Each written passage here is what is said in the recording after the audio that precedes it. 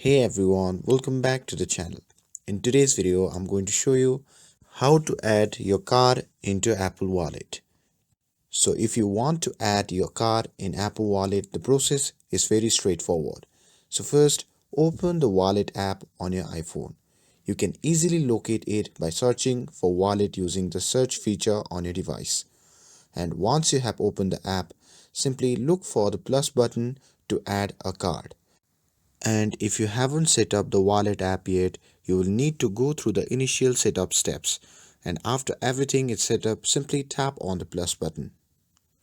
And at this point, the app will guide you through the process.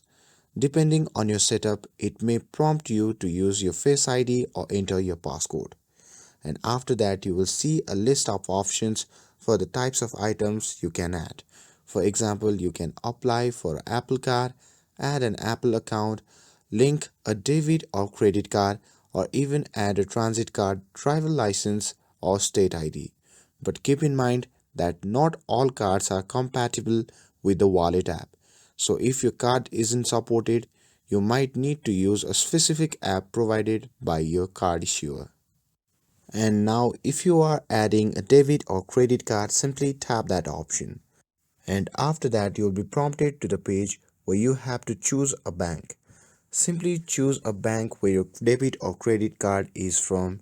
And after selecting it, you'll be prompted to the page where you have to scan the card using your phone camera, or you can even manually enter the card details. Just follow the prompts, and once you have entered all the required information, the card will be added to your Apple Wallet. And that's it. The process is simple and user-friendly. And with this, I hope you found this video helpful.